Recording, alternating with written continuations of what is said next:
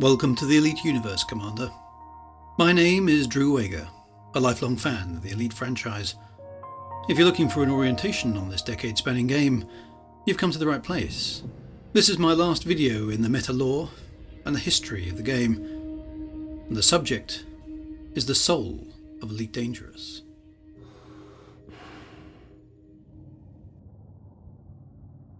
Unlike the previous videos in my lore and history series, this one is somewhat more subjective. The launch of the latest Odyssey version of Elite Dangerous has caused both a technical and emotional schism in the player base. Player counts remain depressed, Steam reviews still languish in the mostly negative category. Players using the Horizons client can't directly interact with those using the Odyssey client. Overall sentiment on the state of the game is difficult to gauge, with polarised opinions abounding on all forums, Reddit, social media, with white knights vying with doom merchants. Some players are enjoying the new update, others are not. As always, there are a variety of reasons for both experiences. However, a number of people have voiced their thoughts that Elite Dangerous has lost its soul in the launch of Odyssey, a view that does have a strong emotional appeal to many. Is there anything in this other than a certain nostalgia for days gone past? Can a game have a soul? And what does that even mean? If something has been lost, can it be recaptured? Or is it gone for good? Leaving out the metaphysical definition, I'm going to choose to define soul as an emotional or intellectual energy or intensity, especially as revealed in a work of art or an artistic performance.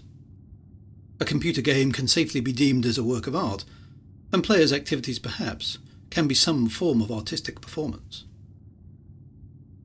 So the question then becomes, has Elite Dangerous lost its emotional or intellectual energy or intensity as a result of the Odyssey launch? This will take a while to pick apart. The core proposition of the original Elite was always spaceship combat and trading between planets. With the technical limitations of the original game, there was little in the way of exploration that a modern player would recognise, but the game was supplemented with some external lore and narrative, which contained mysteries which remain to the present day, such as Raxxla and the Dark Wheel. 1980s players certainly went looking for these things, even if they weren't implemented in the game. Exploration was enhanced in the FE2 and FFE games, with a wider array of places to go and things to do when you got there. FFE in particular dramatically expanded on the lore and narrative of the series, with a string of interconnected adventures and a fully populated timeline. Thus, the primary nature of the franchise prior to the Kickstarter can be well defined. Spaceship combat is, arguably, the fundamental core of the game, followed by trading and piracy, with exploration and mystery hunting, facilitated by an increasingly realistically portrayed universe, the third pillar of the franchise. A fourth is the ability to do your own thing at any time, without having a path forced upon you, choosing from the above possibilities. And wrapped around this is a fifth, a rich background lore, context, historical events, and strange space mysteries. Elite Dangerous, and its Horizon and Beyond updates, mostly stayed true to these flavours, although often adding more to one than the others. The developers did dabble with politics in the form of power play, and various other additions such as community goals, wings, multi-crew and ship-launched fighters as part of the multiplayer aspect. Multiplayer in particular dramatically changed the emphasis of much of the development. Many considered these new facets to be diversions from the primary nature of the game, though they do have fans amongst the community. Unfortunately, most of them have not been developed since they were first introduced, and remain in a very basic state. At the time, the diversion of focus to produce these underdeveloped aspects was criticised for absorbing time that could have been spent on those original 5 pillars, still considered underdeveloped themselves. For example, variations on the question, how much more of the core game could have been developed instead of multi-crew or power play, were asked on many occasions. Of course, nobody knows the answer. Which brings us to Odyssey. Work on this started more than 3 years ago. Dubbed the New Era at the time, it was, perhaps, one of the worst kept secrets in game development, as everyone knew it was going to be about adding some kind of on-foot gameplay to Elite. According to sources at Frontier, The ability to walk around outside of spaceships had always been David Braben's vision from back in the early days of the original games. This is difficult to confirm prior to the Elite Dangerous Kickstarter, but it was certainly mentioned as something that Frontier intended to do, and there was artwork provided at the time that showed station and ship interiors as design goals. There were Kickstarter videos, where David Braben talked about how ships would be designed to include interiors, and all sorts of possibilities were mentioned, such as repairing your own vessel, hostile boarding of other vessels, inspecting your cargo, and so on. Thus it is reasonable to assume that some form of space legs was always on the cards. It also does make some sense to expand the Elite experience to include on-foot elements.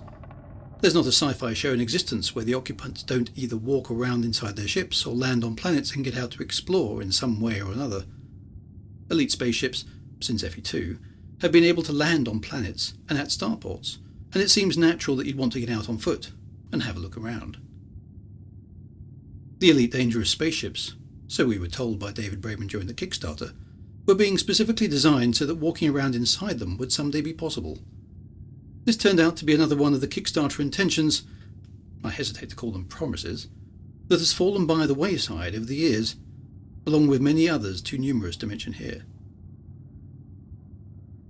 Technical issues with Odyssey aside, as a plethora of issues are slowly being resolved, what has the new expansion provided for the Elite Dangerous game overall?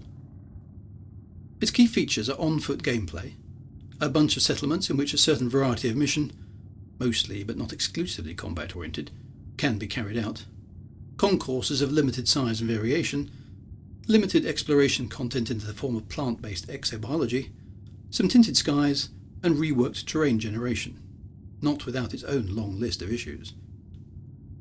How does it contribute to those original 5 pillars of the Elite game? Let's take them one at a time. Spaceship combat. It does add little here, as on-foot players are able to attack ships, and settlements do, since a recent update, have anti-ship weaponry, meaning there are additional targets for a space pilot to engage with. The mechanics for ship-to-surface combat are limited, but may expand in the future. Trading and piracy. There are some small additions. There's no real connection between the on-foot missions and the in-space missions, but on-foot missions do have some fetch and carry elements, but do not require a spaceship to carry them out. More complex missions may come in time, but there's little enhancement here. Exploration. A limited number of plants to catalogue and find. Some may prefer the new terrain in terms of exploration, others may not. There's little else of note that's been added. Doing your own thing. Arguably there's a bunch of new stuff to do here, so that is a positive enhancement. However, progression in Odyssey has very limited dimensions. There aren't many routes to upgrade your on-foot suit and equipment, and not much in the way of reasons to do so, other than more combat. It's very focused on materials acquisition, which is subject to RNG, meaning that random factors will often conspire you to stop doing your own thing, whilst you repeat activities in the hope of acquiring RNG materials. Of course, all the previous content remains, but there's virtually no connection between the spaceship elements and the on-foot elements. In particular, the materials required for upgrades are not shared between the two paradigms.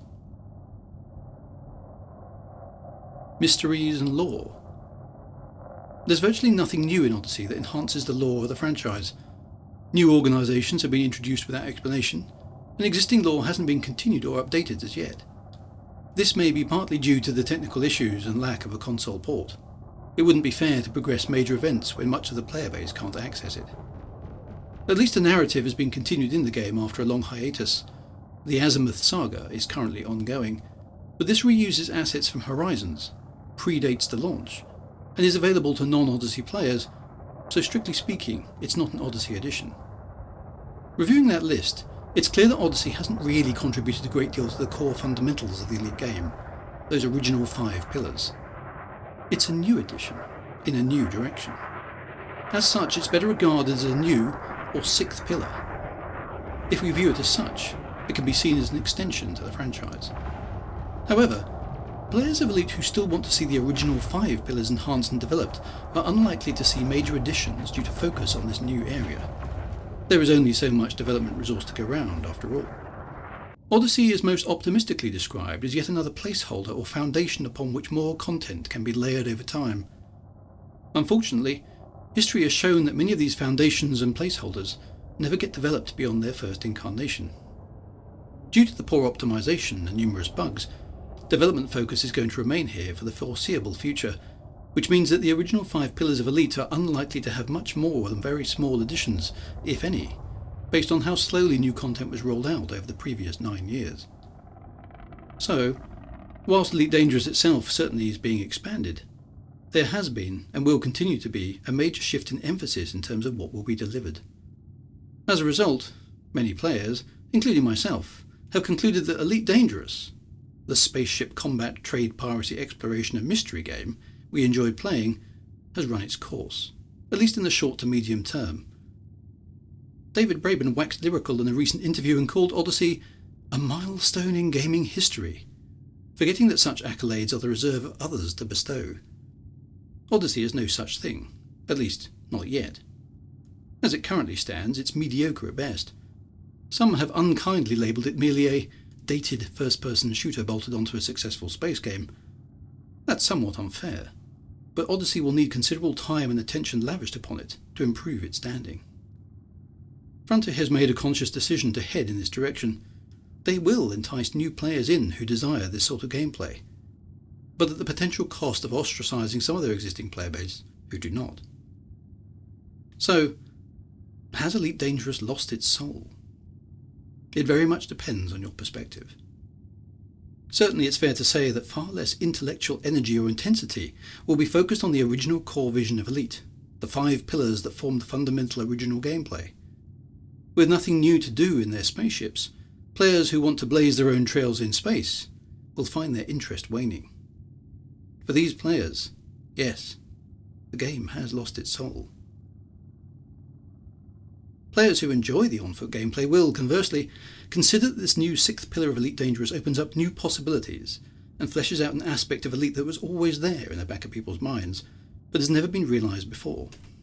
They will consider that Odyssey has renewed their interest and pushed the game forward. They will look forward to what can be built on top of what is currently a shaky foundation. Odyssey, with its technical issues resolved, with maturity and new content expanding its capabilities, may well become a worthy addition to the Elite universe. You will not be surprised to learn I'm in the former camp. I played Elite to fly through space in a fictional but plausible starship, to enjoy flitting from one place to another to secure funds and upgrades, to explore beyond the edge of civilization in the hope of finding some strange mysteries out in the darkness of the void. Elite Dangerous, Horizons, and beyond did that better than any other space game on the market today, and we can certainly be grateful for that. Once Odyssey is fixed, stable, with plenty of content and actually integrated into the main game properly, perhaps the focus will shift back to the spaceship game that spawned it. Yet, that spaceship combat, trade, piracy, exploration and mystery game has inevitably stagnated with the launch of Odyssey, losing its intellectual and emotional energy, its soul. Yes, it's possible it could be recaptured, but that will be a long, long way into the future. And for many of us, it will simply be too late. This concludes my lore and history collection of videos for Elite Dangerous. I hope you've enjoyed my contributions to the Elite franchise over the years, and I wish you all the very best regardless of whether you've stopped playing or continue to play the game. All that remains for me to say is a final 07. And ride on, Commanders.